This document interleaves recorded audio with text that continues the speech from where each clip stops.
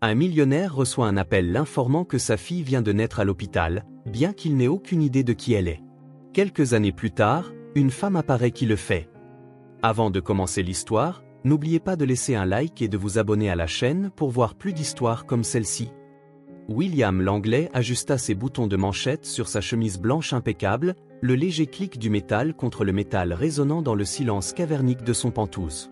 La pièce l'entourait, une étude de l'opulence moderne avec des fenêtres du sol au plafond encadrant l'étendue scintillante de la skyline de San Francisco et des meubles en cuir élégant et un décor minimaliste reflétant la précision dont il était fier.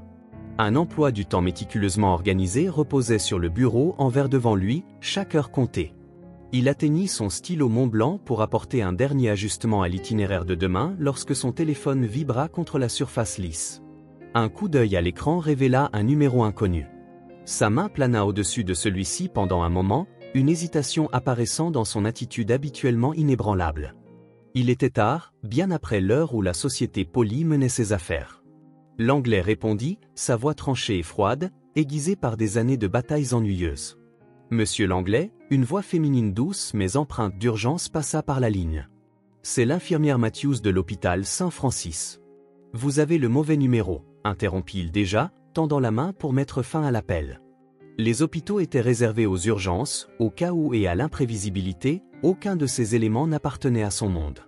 Attendez, s'il vous plaît, dit rapidement l'infirmière, ses mots s'entassant les uns sur les autres. J'appelle à propos de Caroline Harper. Vous avez été listé comme le proche parent. Le stylo dans sa main tomba, son bruit sourd retentissant de manière inquiétante dans la pièce silencieuse. Caroline, son nom frappait comme une rafale de vent aiguisé, éveillant des souvenirs qu'il avait enfouis sous des couches de travail et d'ambition. Caroline Harper, répéta-t-il, son ton mesuré mais attendant avec incrédulité. C'est impossible, je ne l'ai pas. Elle est décédée plus tôt ce soir. L'infirmière intervint doucement, durant l'accouchement. Le mot « accouchement » flottait dans l'air entre eux, incongru et étranger, comme s'il était prononcé dans une langue qu'il ne comprenait pas.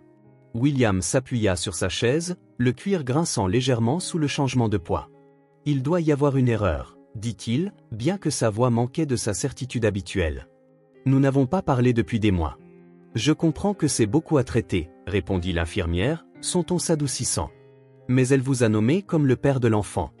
Nous avons besoin que vous veniez à l'hôpital. » Père, les mots le frappèrent avec la force d'une vague inattendue.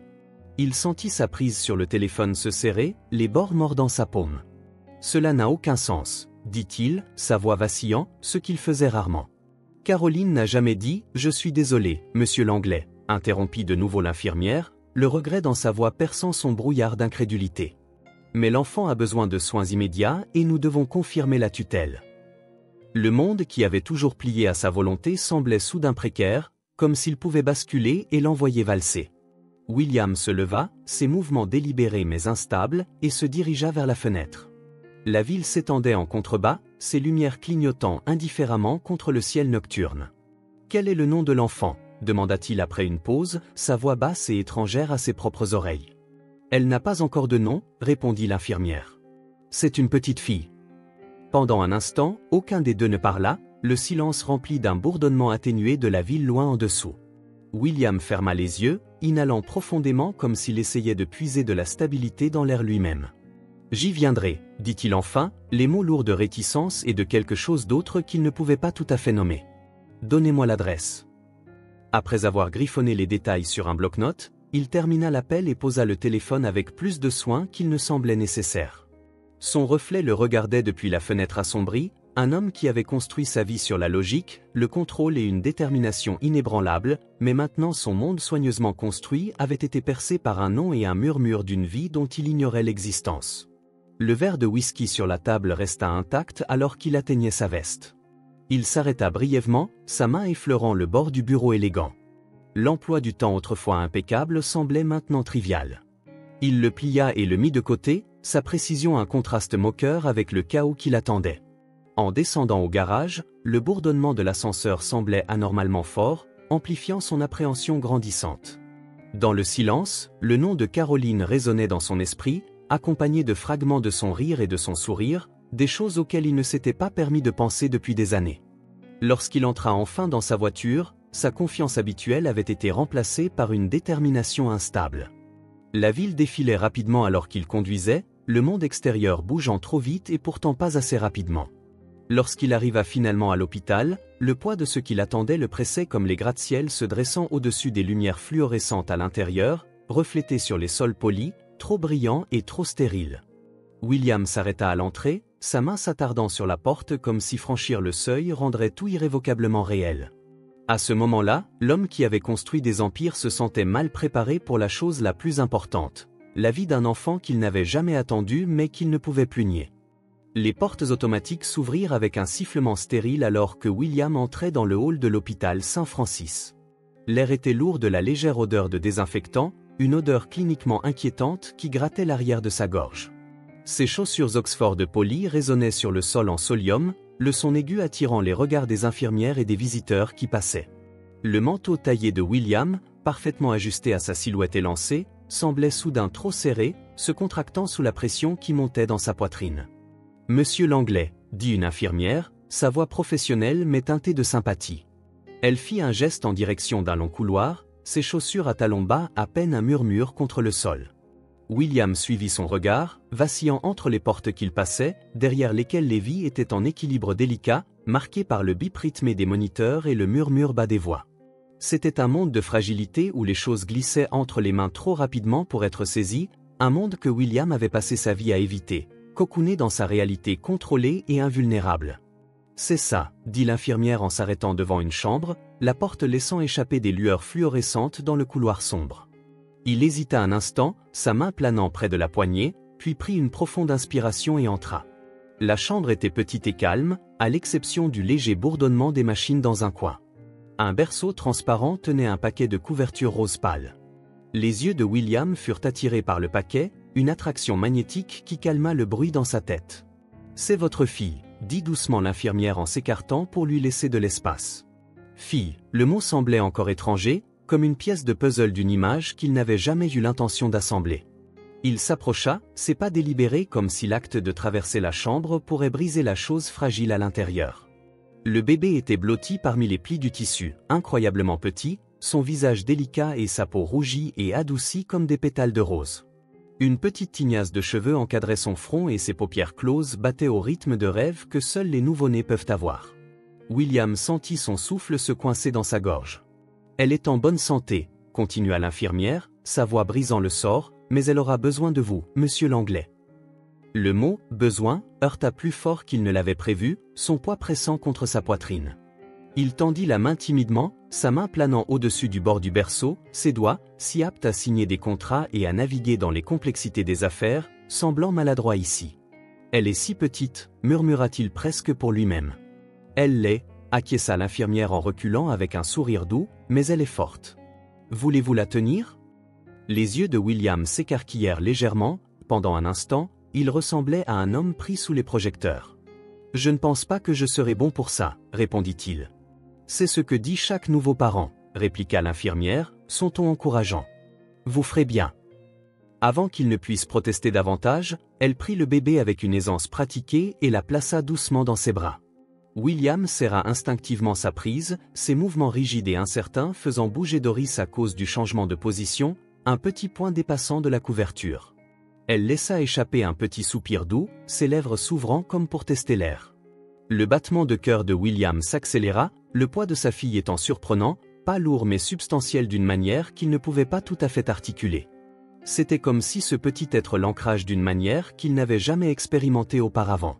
« Il y a une chose de plus », dit l'infirmière en sortant une enveloppe pliée de sa poche et en la tendant vers lui. « Ceci vient de Caroline. » L'écriture de Caroline le captivait instantanément, il reconnaissait immédiatement les boucles cursives, immédiatement une relique douce amère d'un passé qu'il avait longtemps enterré.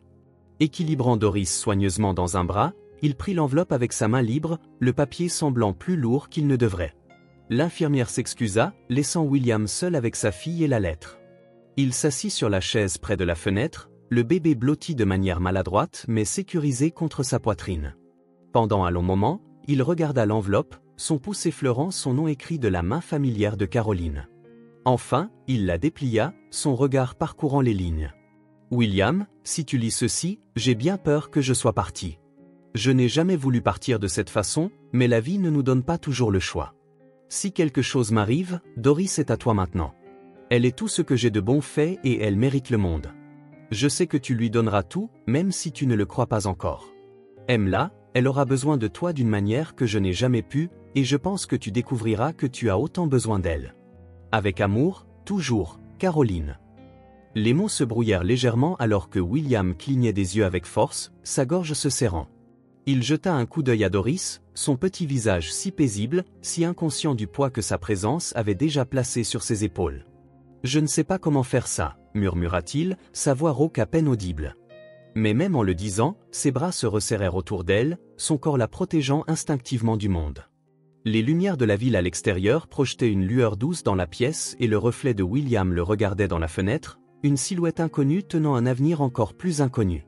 Mais pour la première fois, le silence autour de lui ne semblait plus aussi vide. La première nuit fut un chaos. Les cris de Doris perçaient le silence du Penthouse, un relent implacable qui ricanait contre ses hauts plafonds. William s'assit au bord de son canapé en cuir élégant, une main tenant maladroitement le bébé, l'autre tâtonnant avec les instructions de préparation du lait en poudre. Le biberon reposait abandonné sur le comptoir, ses morceaux éparpillés comme des débris d'une petite mais significative explosion. « D'accord, d'accord », murmura-t-il à voix basse, sa voix tendue et inhabituelle. Le visage de Doris était rougi, ses petits poings battant avec une force qui semblait disproportionnée à sa taille. « Juste, donne-moi une seconde. » L'horloge au mur sonnait impitoyablement après 2 heures du matin. Sa chemise taillée sur mesure, autrefois impeccable, était froissée et tachée de poudre de lait en poudre et sa cravate avait depuis longtemps été jetée sur le sol de la cuisine. L'homme froid et calculateur qui dominait les salles de conseil était introuvable. Finalement, après ce qui sembla être des heures mais était probablement seulement des minutes, William réussit à assembler le biberon, testant le lait sur l'intérieur de son poignet, les instructions de recherche Google flashant dans son esprit. Il soupira de soulagement lorsque la température sembla correcte, Doris s'attachant au biberon avec avidité, ses cris s'apaisant en gorgées rythmiques satisfaites. William s'affala sur le canapé, sa tête se penchant en arrière alors qu'il expirait un souffle qu'il ne réalisait pas qu'il retenait. La tension dans ses épaules ne s'estompa pas complètement, mais le calme semblait une petite victoire. Le 3e jour, William réalisa qu'il perdait la lutte contre l'entropie. Les jouets et les fournitures pour bébé encombraient le Penthouse autrefois minimaliste, créant un contraste frappant avec les lignes épurées et les surfaces polies. Un berceau se tenait maladroitement près de la fenêtre où se trouvait autrefois son bureau exécutif, et le léger parfum de poudre pour bébé semblait adhérer à tout. « On a l'air d'un enfer », dit Clara, sa jeune sœur, sa voix teintée d'un mélange de préoccupation et de taquinerie alors qu'elle entrait par la porte, une boîte de couches équilibrée sur une hanche. Ses cheveux roux étaient attachés en une queue de cheval sans fioriture et son jean et ses baskets la faisaient ressembler à quelqu'un qui appartenait à un univers différent de celui de William, maintenant désordonné.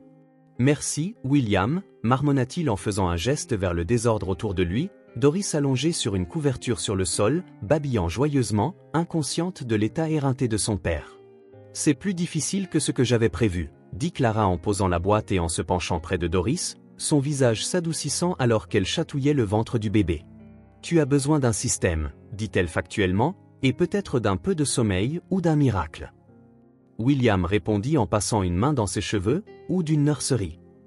Elle répliqua, « Cet endroit ressemble à une garderie vomi dedans. » Le projet de nurserie devint une mission. Clara prit les commandes, entraînant William dans le monde des couleurs pastel et des meubles incroyablement petits. Au début, il réticent à l'idée de repeindre une pièce de son Penthouse, mais à mesure que le berceau était assemblé et que les étagères étaient remplies de livres et d'animaux en peluche, William se retrouva debout dans l'embrasure de la porte, incapable de réprimer un petit sourire sincère.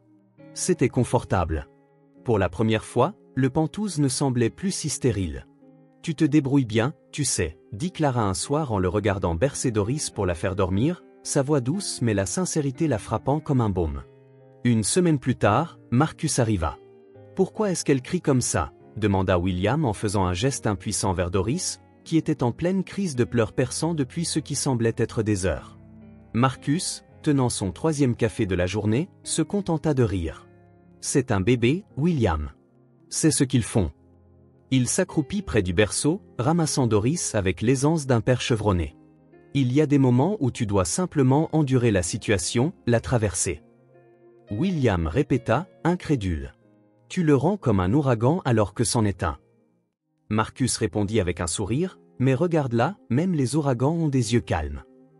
Doris, silencieuse, serra ses petits doigts autour du pouce de Marcus. L'homme plus âgé la rendit à William, son expression s'adoucissant. Tu te débrouilles bien. Elle est en sécurité, elle est nourrie et elle est aimée. C'est tout ce qui compte. Dans les moments de calme, lorsque la maison s'était apaisée et que Doris dormait dans ses bras, William sentit quelque chose commencer à changer. Son petit poids chaud contre sa poitrine l'ancrait, sa petite main serrant son doigt avec une force surprenante. Un soir, le premier sourire de Doris brisa l'épuisement comme un rayon de soleil perçant les nuages. C'était fugace mais radieux, une petite expression tordue qui fit battre le cœur de William d'une manière qu'il n'avait jamais imaginé possible. Il ne parlait pas, il ne pouvait pas, mais le regard dans ses yeux disait tout. Pour la première fois, il commença à comprendre ce que Caroline avait écrit dans sa lettre. Doris n'avait pas seulement besoin de lui aussi avait besoin d'elle. La transformation commença subtilement, presque imperceptiblement au début. Un mobile pastel orné de petites étoiles et lunes pendait au-dessus du berceau de Doris. Le salon autrefois impeccable commença à accumuler des éclats de couleurs, une couverture rose drapée sur le canapé en cuir, une girafe en peluche abandonnée près de la cheminée et un marchepied avec des roues lumineuses garé près de l'îlot de la cuisine. Le Penthouse, autrefois une forteresse froide de verre et d'acier, s'adoucissait tout comme son propriétaire. Un après-midi, William se tenait au centre, les bras croisés, observant les changements avec un mélange de perplexité et d'acceptation silencieuse. Clara était perchée sur un tabouret, épinglant soigneusement des rideaux jaunes pâles sur les immenses fenêtres du sol au plafond. La lumière du soleil filtrait à travers le tissu doux, projetant une lueur chaleureuse dans la pièce. « Ça ira » demanda-t-elle en descendant et en se frottant les mains sur son jean. William inclina la tête en faisant semblant de considérer. « Ça ne clash pas avec le reste du décor. Ce n'est pas censé correspondre à ton décor. » Clara répondit en levant les yeux au ciel, « C'est censé faire de cet endroit un foyer, tu sais, pour ta fille. Elle va seulement ronger les rideaux ou les utiliser pour se cacher pendant sa phase de rébellion de tout petit. » Marcus intervint depuis le canapé où il assemblait une enceinte de jeu avec toute la finesse d'un homme construisant une fusée. « Elle n'aura pas de phase de rébellion, » dit William en redressant un cadre photo sur le mur. Clara et Marcus échangèrent des regards complices. « Bien sûr, parce que tous les enfants sont notoirement raisonnables, » répondit Marcus sèchement en mettant la dernière pièce de l'enceinte de jeu en place avec un clic satisfaisant. « Tu auras de la chance si elle n'essaie pas de tirer ta montre dans les toilettes d'ici l'âge de 3 ans, comme mon fils. » William ouvrit la bouche pour argumenter mais fut interrompu par un cri de joie ravie. Doris, en équilibre précaire sur ses genoux, avait découvert son reflet dans la surface miroir de la table basse. Ses petites mains potelées appuyaient contre le verre, laissant des empreintes floues que William aurait normalement essuyées instantanément. Maintenant, il la regardait simplement, un léger sourire tirant ses lèvres. Les jours s'étiraient en semaines, chacun marqué par de petites mais significatives étapes. Clara venait souvent, sa présence une force stabilisante. Elle apportait des paniers de provisions fraîches et des conseils sur tout, de la sécurisation des coins pointus des meubles à la sélection de livres que Doris apprécierait dans les années à venir. Marcus devint également une présence régulière, arrivant souvent avec ses propres enfants. Son style de parentalité détendu, marqué par un équilibre entre humour et sagesse, complétait l'approche structurée de William. Ensemble, ils créèrent un rythme, une sorte d'harmonie qui semblait étrangère mais bienvenue. « La parentalité est un sport d'équipe », dit Marcus un soir alors qu'ils assemblaient une étagère en forme d'arbre dans la nurserie, Doris babillant joyeusement depuis son tapis de jeu, interrompant occasionnellement avec un rire fort. « Je ne m'attendais pas à avoir une équipe », admit William, sa voix basse mais stable. « J'ai toujours été plus un joueur solo. » Marcus hocha la tête, son ton devenant sérieux pour un instant. « La vie a une façon de nous forcer à former des équipes, que nous en soyons prêts ou non. Tu te débrouilles mieux que tu ne le penses. » À mesure que Doris grandissait, la vivacité de leur monde aussi. Son rire devint une présence constante dans le Penthouse, remplissant chaque coin et adoucissant les bords tranchants de l'extérieur méticuleusement entretenu de William. Il commença à passer plus de soirées sur le sol du salon, empilant des blocs en tours précaires seulement pour regarder Doris les renverser avec un rire triomphant. La vue de sa joie débridée était plus satisfaisante que n'importe quel accord qu'il avait jamais conclu. Un après-midi, William se tenait dans la cuisine, se versant une tasse de café, son attention à moitié focalisée sur les rapports financiers ouverts sur sa tablette. Depuis le salon, il entendit Clara souffler. « William, viens vite !» L'urgence dans sa voix le poussa à bouger avant qu'il ne puisse penser. Son esprit se remplit de scénarios du pire, mais en s'approchant de la porte, il s'arrêta brusquement. Doris, debout sur des jambes vacillantes, tenait le bord du canapé, son petit visage plissé en concentration et ses sourcils froncés en détermination. D'un pas incertain, elle lâcha prise, ses bras potelés s'étendant vers l'extérieur pour l'équilibre. Un pas, puis un autre. William retint son souffle, la regardant traverser la petite distance entre le canapé et Clara, ses mouvements hésitants. Mais indéniablement courageuse. Lorsque Doris atteignit enfin Clara et tomba dans ses bras, la salle éclata en acclamations.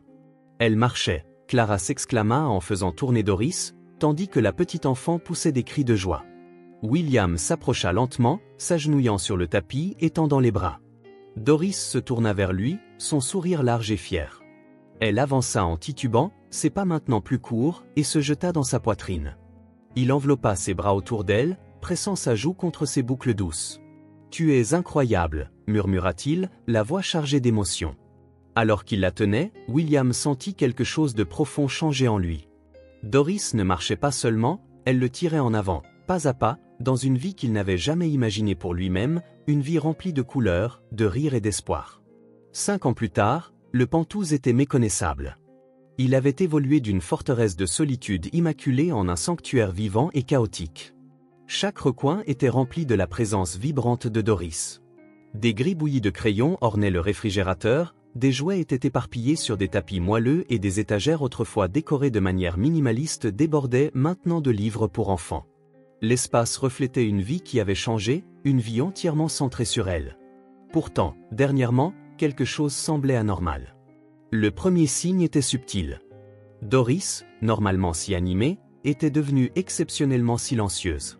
Ses éclats de rire étaient moins fréquents, son énergie diminuait de jour en jour. Au début, William attribua cela à la poussée dentaire ou à un léger rhume. Il la regarda repousser ses blocs préférés, se recroqueviller sur le canapé au lieu de reposer sa tête lourdement sur sa petite main. « Elle est juste fatiguée », suggéra Clara lors de sa visite, observant Doris se frotter les yeux en étant allongée contre la poitrine de William, mais il y avait une lueur d'inquiétude dans sa voix que William ne pouvait ignorer.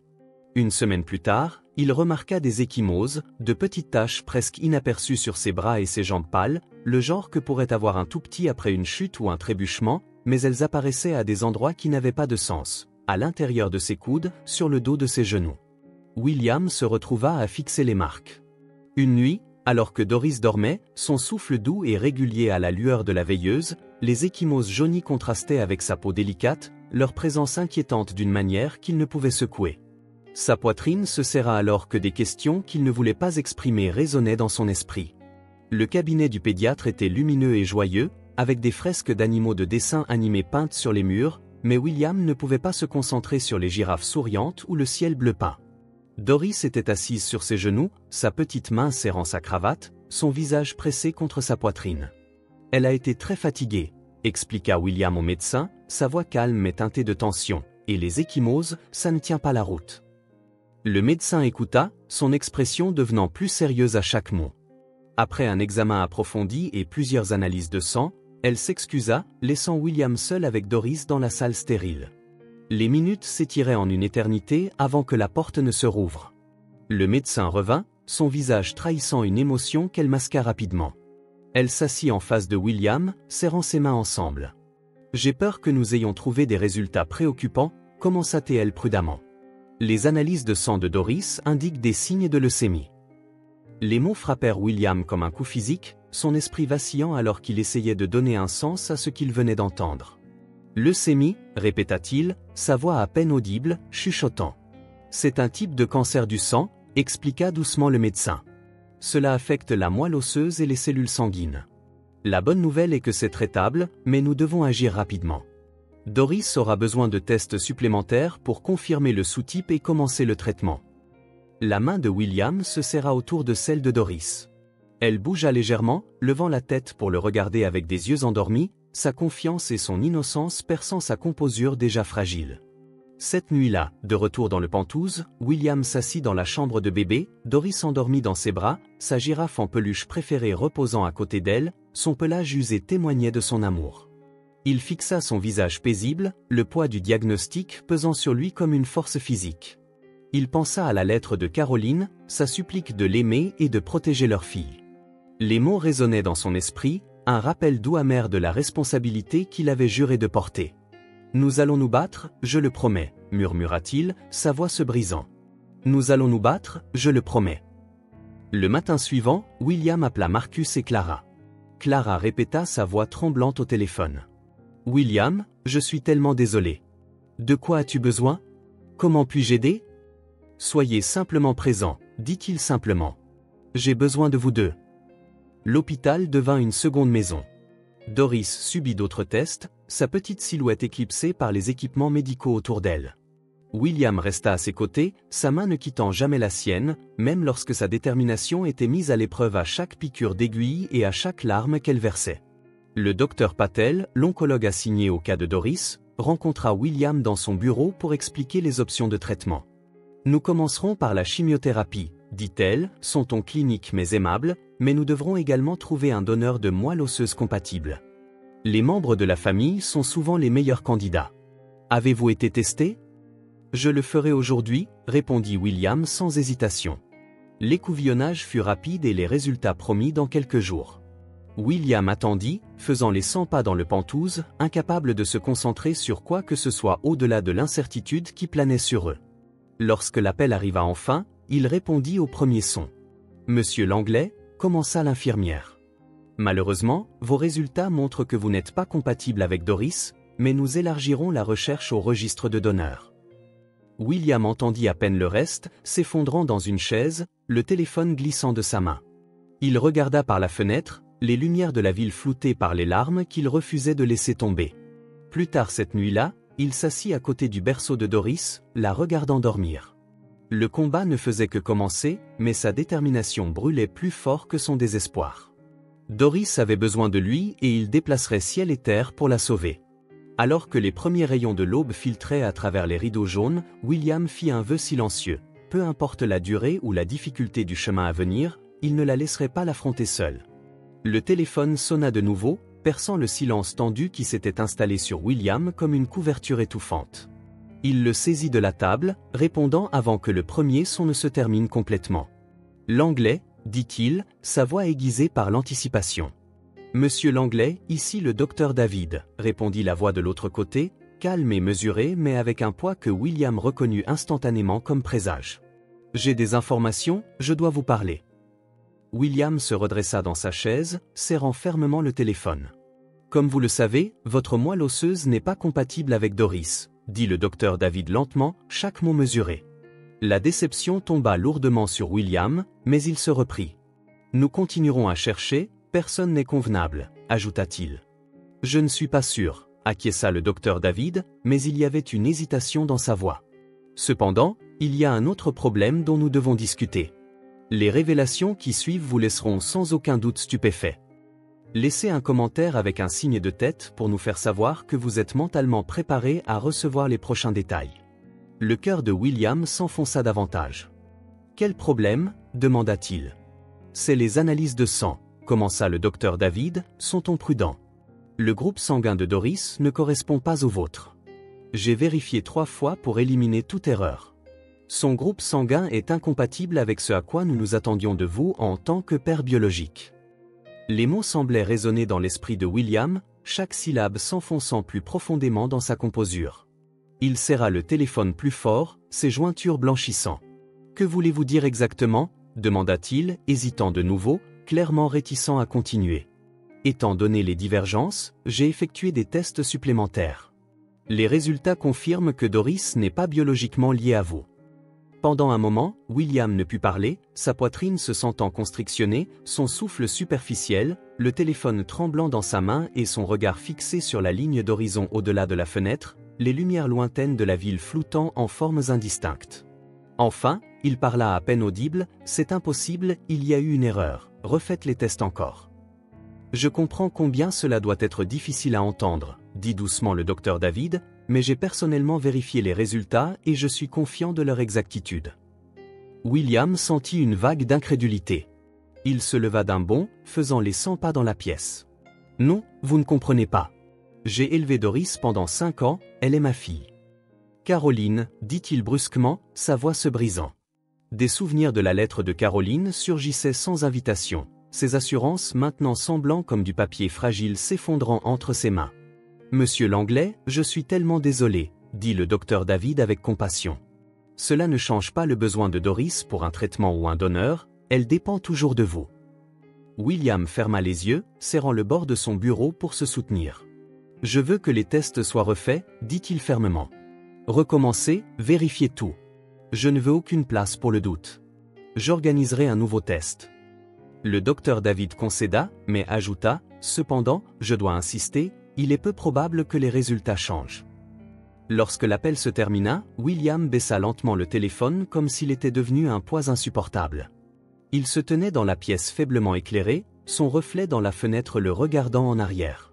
Ce n'était plus l'homme composé et inflexible qui avait construit des empires, mais quelqu'un d'exposé, brut, incertain et vulnérable. Le rire de Doris résonnait faiblement dans sa mémoire, un son qui avait rempli le Penthouse de lumière et de chaleur. Son esprit se rebellait contre l'idée qu'elle ne soit pas biologiquement la sienne. Ou autrement dit, la biologie semblait insignifiante comparée au moment qu'ils avaient partagé. Ses premiers pas, ses premiers mots, ses petits bras s'enroulant autour de son cou en confiance et en amour. L'amour. Le mot s'installa lourdement sur lui, l'ancrant au milieu du chaos. Quelle que soit l'issue des tests, cela n'effaçait pas la vie qu'ils avaient construite ensemble.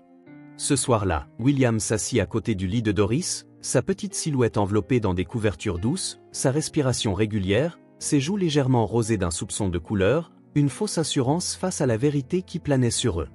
Il tendit doucement la main, brossant une boucle rebelle de son front. Sa main resta là, son toucher léger mais rempli d'une profondeur d'émotion qu'il ne pouvait exprimer. « Je me fiche de ce que disent les tests, » murmura-t-il, sa voix se brisant. « Tu es ma fille, Doris, tu le seras toujours. » Sa petite main bougea dans son sommeil, cherchant la sienne. Il la saisit, ses doigts plus grands enveloppant les siens. Pour la première fois depuis l'appel, ses tremblements cessèrent. La ville à l'extérieur continuait, inconsciente de la tempête intérieure du Penthouse, mais à l'intérieur de ses murs, William fit un vœu silencieux. La vérité sur les origines de Doris avait peut-être ébranlé son monde, mais cela ne changerait pas sa place dans le sien. Elle était sa fille de toutes les manières qui comptaient et aucun test ne pouvait lui enlever cela. Lorsque le soleil se leva le lendemain matin, William était toujours là, sa main dans la sienne, prêt à affronter ce qui venait ensuite. La salle d'attente de l'hôpital bourdonnait d'une stérilité silencieuse. William était assis rigide sur l'une des chaises en plastique, ses mains serrées dans son giron. Le docteur David l'avait convoqué pour une réunion et le poids des questions sans réponse pesait lourdement sur lui. Doris était encore à l'étage, se remettant de sa dernière série de tests, et bien que sa présence le rassurait, le sentiment de malaise rongeait sans relâche sa détermination. Lorsque la porte s'ouvrit, il ne s'attendait pas à la voir. Caroline entra dans la pièce avec une grâce lente et délibérée, sa présence imposante et étrangement calme. Habillée d'un manteau noir taillé sur mesure et de talons qui cliquetaient doucement sur le sol en carrelage, elle avait l'air d'être sortie d'une autre vie entièrement. William resta figé, les yeux s'agrandissant, son souffle se coupant dans sa gorge pendant un instant. Le temps sembla s'arrêter. « Tu es vivant », dit-il finalement, les mots étranglés comme si sa voix devait se frayer un chemin pour sortir. Caroline sourit, une expression sereine mais calculée. « Ça fait longtemps, William. » Il se leva lentement de sa chaise, ses poings se serrant sur ses côtés. « Ça fait longtemps, » répondit-il, l'incrédulité dans sa voix se fissurant, laissant place à la colère. « Tu étais censée être morte, Caroline, morte, et maintenant tu viens juste entrer ici.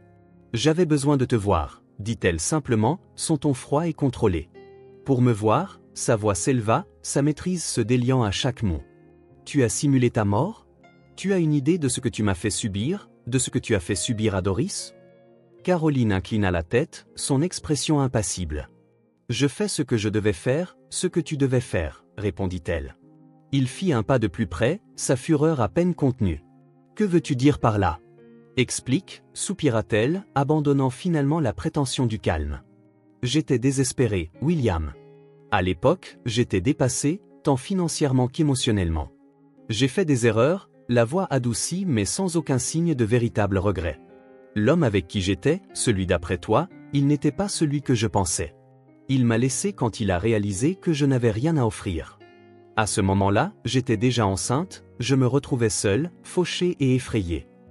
William la regarda, les mots s'enfonçant comme des pierres dentelées. Donc, tu as simulé ta mort, dit-il amèrement. As-tu cru qu'abandonner ton enfant et me laisser gérer les conséquences était la meilleure solution?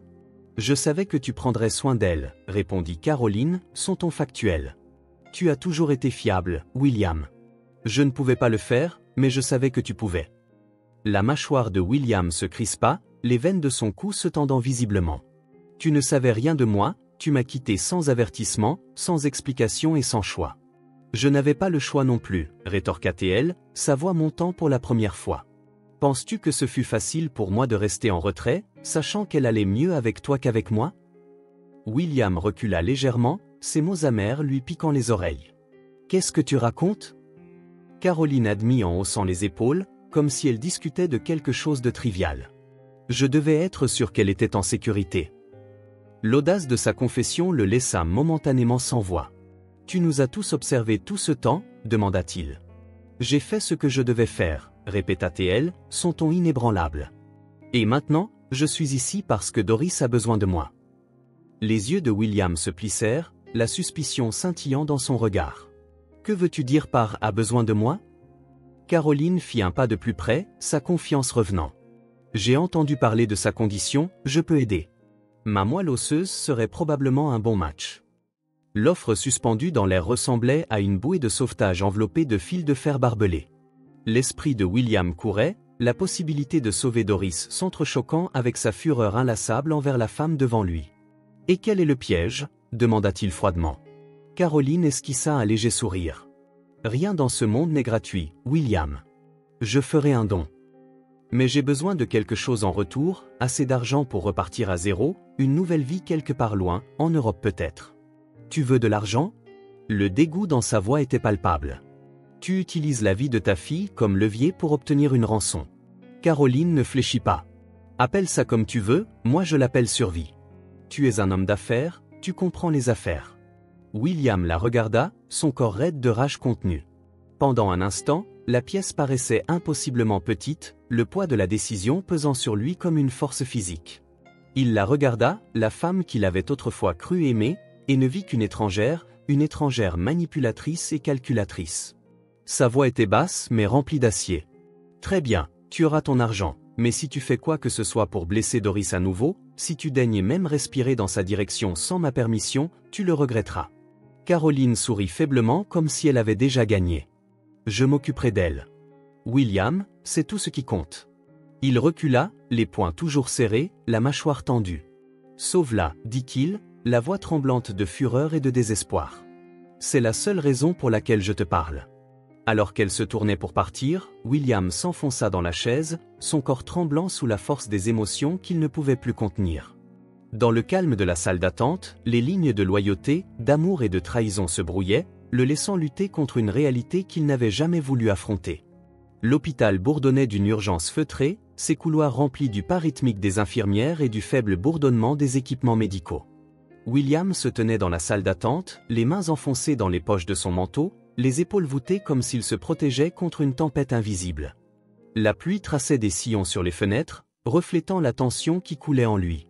L'opération de Doris était en cours et chaque seconde s'étirait en une éternité. Il faisait les 100 pas dans la salle d'attente, le claquement net de ses chaussures résonnant dans l'espace stérile. Clara était assise dans un fauteuil au coin, les mains enveloppant un gobelet en polystyrène contenant un café depuis longtemps refroidi. Elle l'observait en silence, le visage marqué par l'inquiétude. « William, dit-elle doucement, brisant le silence. Tu as besoin de t'asseoir, faire les 100 pas ne fera pas avancer le temps. » Il s'arrêta en plein milieu de sa marche, la regardant avec des yeux sombres et fatigués. « Je ne peux pas, répondit-il d'une voix rauque. Je ne peux pas juste m'asseoir pendant qu'elle est là-dedans. » Clara soupira, posant sa tasse de côté. Elle est entre de bonnes mains, les médecins savent ce qu'ils font. William se détourna, regardant par la fenêtre embuée par la pluie. « Je devrais pouvoir arranger ça, » murmura-t-il plus pour lui-même que pour elle. « J'arrange les choses, c'est ce que je fais, mais là, je ne peux rien faire. » La vulnérabilité dans sa voix était rare et toucha profondément Clara. Elle se leva de son fauteuil et posa une main sur son bras. « Tu as tout fait, Tu as été là pour elle à chaque étape. C'est ce qui compte. » Il acquiesça rigidement, incapable de croiser son regard. Les heures passèrent dans une lenteur agonisante. La façade toujours composée de William commençait à se fissurer. Ses mouvements étaient agités. Il traversait la pièce, vérifiait son téléphone, se frottait les tempes, mais son esprit restait fixé sur une seule pensée, Doris. Enfin, la porte de la salle d'opération s'ouvrit et le docteur David en sortit. William se leva instantanément, son souffle coupé alors qu'il cherchait des réponses dans le visage du médecin. « L'opération s'est bien passée », dit le docteur David avec un sourire rassurant. « Doris est stable et en rétablissement. » Le poids de ces mots frappa William comme une vague, lui ôtant le souffle. Il exhala de manière tremblante, sa main serrant le dossier d'une chaise proche pour se soutenir. « Est-elle ok ?» demanda-t-il d'une voix à peine audible. Le docteur David hocha la tête. « Elle a besoin de temps pour récupérer, mais oui, elle va bien. » Clara poussa un soupir de soulagement, sa main volant à sa poitrine. « Dieu merci » murmura-t-elle, les larmes brillant dans ses yeux. William ferma les yeux un instant, la tension se drainant de son corps. Lorsqu'il les rouvrit, une rare douceur illuminait son regard, un triomphe tranquille tempéré par l'excitation. « Merci » dit-il au docteur David, sa voix stable mais pleine d'émotion. « Vous la verrez dans peu de temps » répondit le docteur David.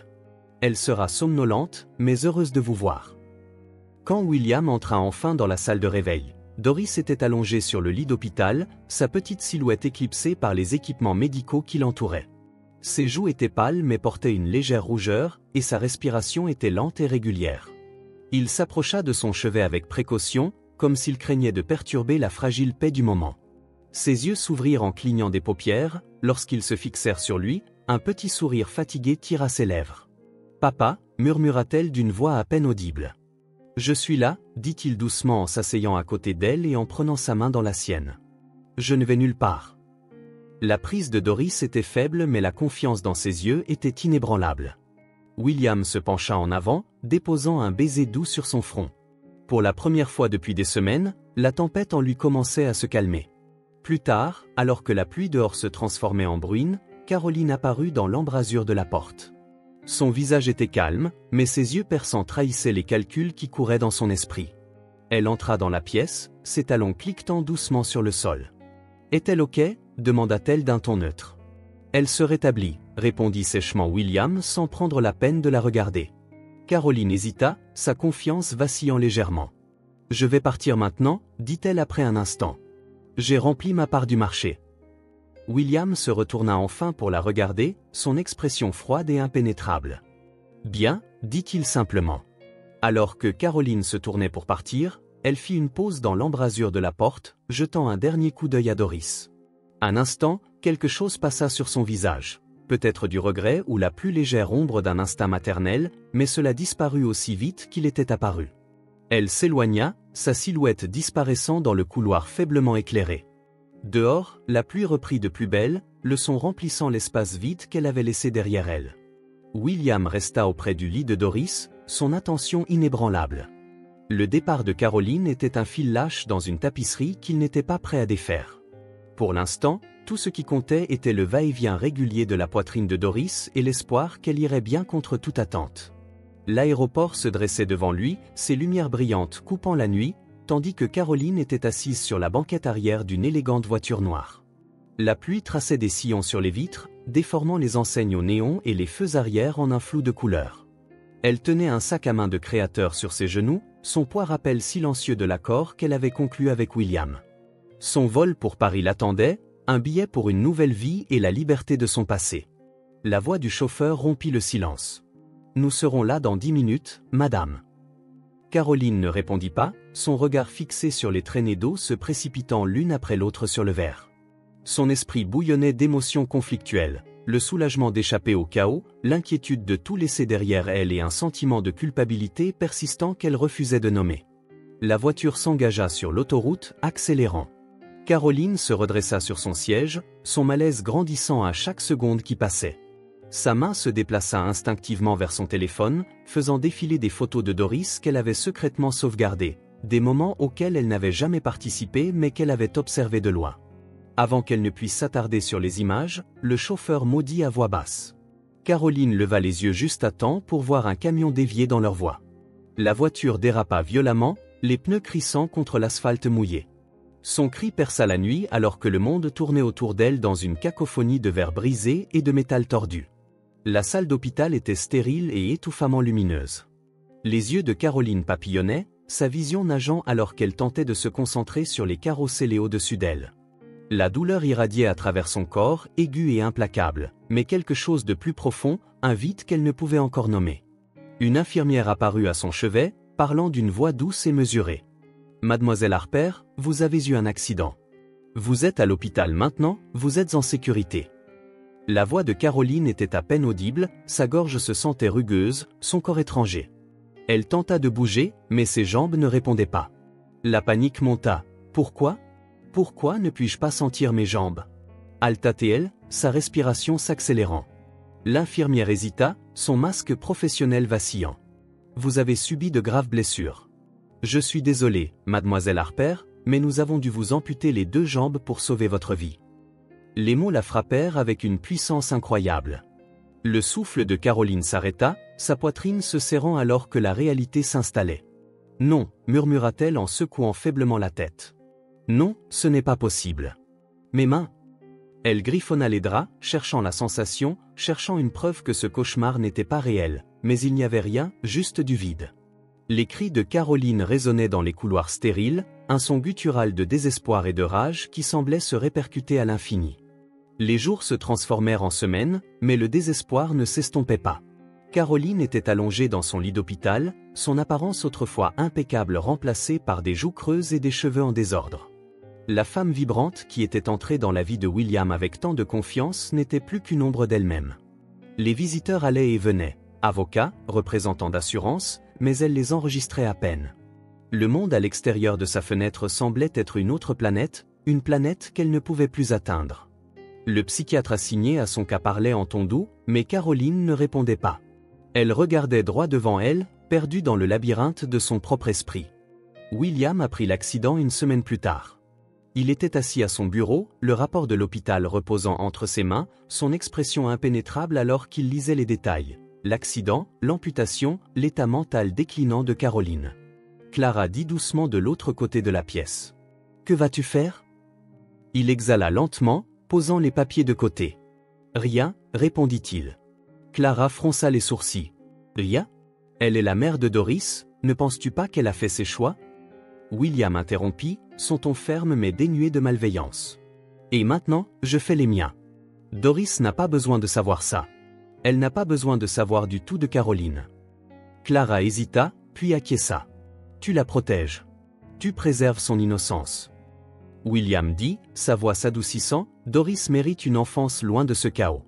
Elle en a assez souffert. » La spirale de Caroline continua, son désespoir se transformant en comportement erratique qui la conduisit finalement à être admise dans un établissement psychiatrique.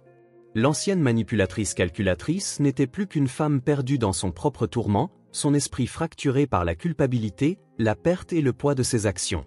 Pendant ce temps, William se concentra sur Doris. La guérison de la petite fille était lente mais régulière, sa résilience une source constante d'admiration et d'inspiration. Le Penthouse se remplit de nouveau de rire et de lumière, devenant un sanctuaire, un lieu où les ombres du passé ne pouvaient pas atteindre. Au fil des mois, Caroline s'effaça en arrière-plan dans les pensées de William. Un chapitre se fermait mais n'était pas oublié. Il portait le poids de ses choix mais refusait de les laisser définir l'avenir de Doris.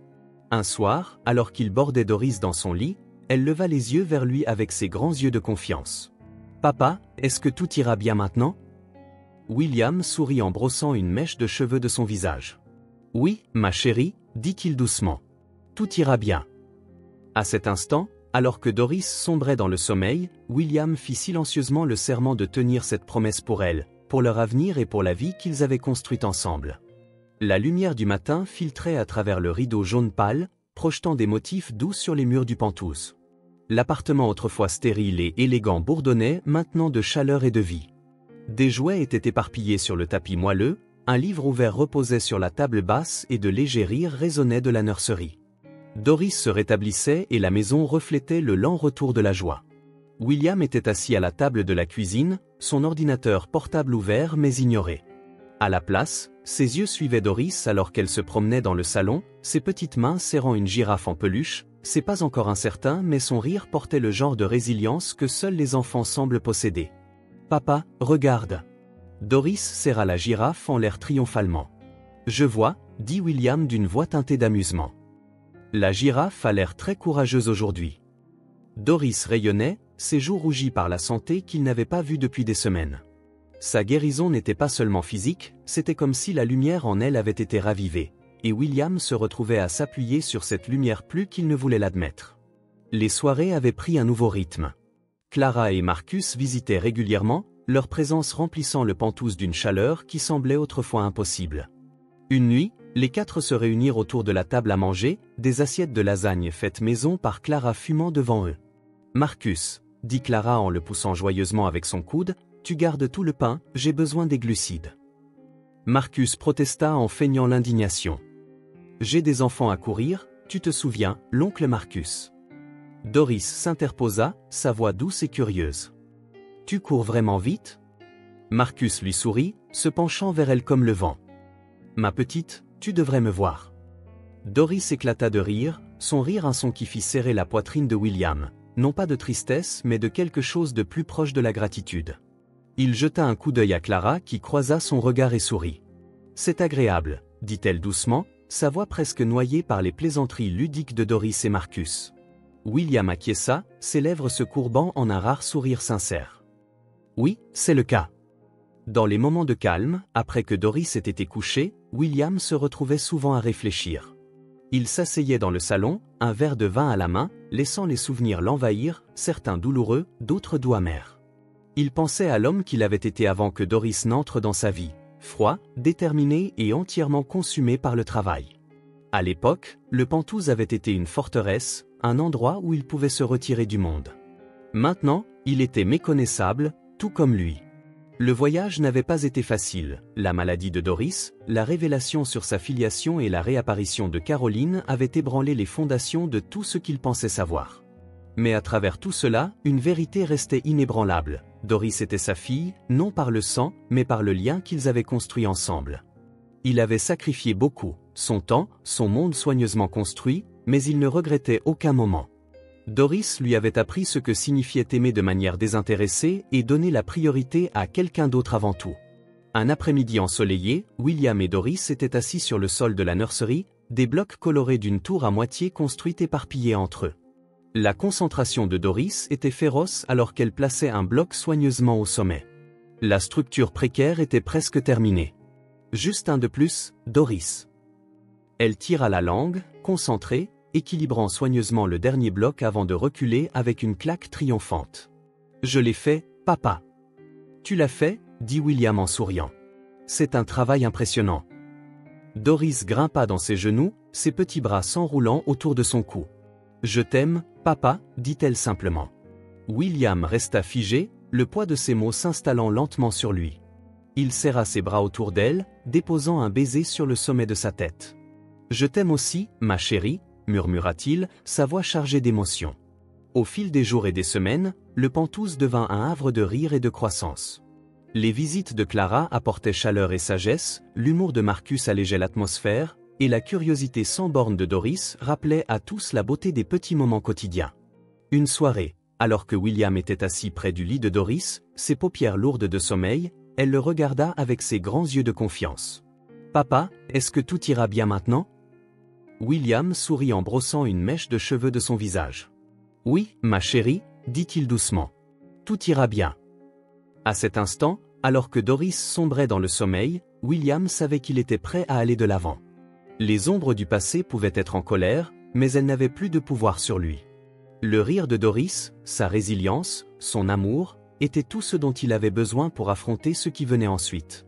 Prenant une profonde respiration, William se leva et se dirigea vers le salon où la lumière du soir peignait les murs de douces teintes dorées. La vie, bien qu'imparfaite, était belle. Pour la première fois depuis des années, William se permit de croire que tout irait vraiment bien. Le Penthouse était animé par les sons de la célébration. des ballons de toutes les couleurs flottaient près du plafond, leurs rubans s'enroulant comme des rubans sur les meubles. Une bannière d'anniversaire joyeux s'étirait à travers le salon, ses paillettes captant la lumière du soleil de l'après-midi. Le rire de Doris résonnait, clair et contagieux, alors qu'elle tournoyait en cercle avec ses amis, ses queues de cheval rebondissant à chaque pas. Clara se tenait dans la cuisine, supervisant les dernières touches du buffet. Un gâteau en forme de girafe, les préférés de Doris, des plateaux de sandwich et des bols de bonbons colorés. Marcus entra, équilibrant une pile d'assiettes d'une main tout en gardant son fils énergique sous contrôle avec l'autre. « Ralentis, gamin !» Marcus rit alors que son fils se précipitait vers le bol de bonbons. « Avant même que nous arrivions au gâteau, papa, je veux voir le gâteau girafe !» protesta le garçon en tirant sur le bras de Marcus. « Pas encore !» dit Clara en riant, tendant au garçon un petit biscuit pour le distraire. Elle jeta un coup d'œil à Marcus avec un sourire taquin. « Tu as beaucoup de choses à faire, dit-elle. » Marcus sourit et ne voulait rien de différent. William observait la scène depuis l'embrasure de la nurserie, les bras croisés et un doux sourire au coin de la bouche. Doris montrait à ses amis ses jouets préférés, sa voix animée expliquant les aventures de sa girafe en peluche. Un instant, il se permit de reculer et de tout absorber, la chaleur, la joie. C'était un contraste saisissant avec l'espace froid et vide que ce Penthouse avait été autrefois. Chaque coin de la pièce semblait résonner de vie, de but et d'un amour qu'il avait autrefois douté pouvoir ressentir. Clara l'appela en lui faisant signe de venir. « Tu ne vas pas rester caché dans la nurserie tout l'après-midi, n'est-ce pas? Viens nous aider à allumer les bougies. » Le groupe se rassembla autour de la table à manger, Doris au centre alors que le gâteau girafe était placé devant elle. Elle poussa un cri, ses mains volant à ses joues. « C'est parfait !» s'exclama-t-elle, les yeux grands ouverts de merveille. Clara alluma les bougies et le groupe commença à chanter. Leur voix légèrement fausse, mais pleine d'enthousiasme. William se tenait derrière Doris, les mains reposant sur ses épaules, la chaleur de son bonheur rayonnant à travers lui. « Fais un vœu, ma chérie, dit-il doucement. Lorsque la chanson se termina, Doris ferma les yeux, son petit visage plissé de concentration. Puis, prenant une profonde inspiration, elle souffla les bougies.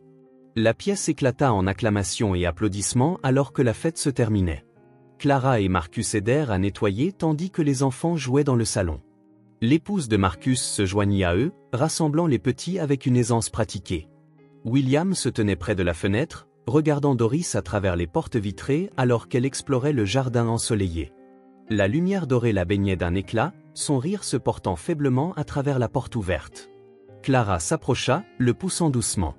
« Elle est heureuse, vraiment heureuse. » Il acquiesça, son regard ne quittant jamais Doris. « Elle le mérite, tu as fait un travail incroyable, » ajouta Clara. « Elle a de la chance de t'avoir. »« Je suis celui qui a de la chance, » dit William doucement, sa voix pleine d'émotion.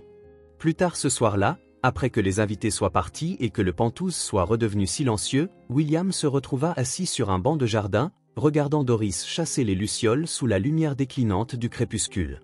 Elle courut vers lui, son rire éclatant alors qu'elle tendait les mains pour lui montrer la lueur d'une luciole capturée. « Regarde, papa, n'est-ce pas joli ?»« Oui, » acquiesça-t-il en souriant alors qu'elle montait sur le banc à côté de lui. « Penses-tu qu'elle est heureuse dans mes mains ?» Elle demanda d'une voix douce et curieuse. William tendit doucement la main, guidant les siennes ouvertes. La luciole prit son envol, sa lueur s'estompant alors qu'elle disparaissait dans la nuit. Parfois, la meilleure façon de rendre quelque chose heureux est de le laisser libre, dit Doris en hochant la tête pensivement, appuyant sa tête contre son bras. Je pense qu'elle est plus heureuse maintenant. William enveloppa son bras autour d'elle, la serrant contre lui. Moi aussi, ma chérie, murmura-t-il alors que les étoiles commençaient à parsemer le ciel nocturne. Il regarda sa fille, ses yeux commençant à se fermer de fatigue. Le chemin menant à ce moment avait été long et semé de défis, mais il l'avait amenée ici, dans un lieu d'amour, d'espoir et de bulle inébranlable. En silence, il fit le serment qu'il tiendrait pour le reste de sa vie, protéger Doris, nourrir sa joie et se dévouer à aider d'autres personnes comme elle a trouvé leur propre lumière. Alors que Doris s'endormait dans ses bras, les lucioles dansaient autour d'eux et le jardin, comme leur avenir, brillait de possibilités infinies. Si ce film touche votre cœur, laissez votre marque avec un like et n'oubliez pas de vous abonner à notre chaîne pour explorer plus d'histoires significatives avec nous. Partagez vos sentiments et racontez-nous vos propres histoires. Chaque mot que vous partagez est un bloc de construction qui aide à créer notre communauté forte et durable. Ensemble, nous créerons un espace chaleureux où chacun pourra partager et se connecter. Enfin, ne manquez pas les histoires incroyables qui arriveront bientôt. Nous sommes toujours là pour vous apporter les meilleures sélections, pleines de valeurs profondes tout en étant divertissantes. À bientôt!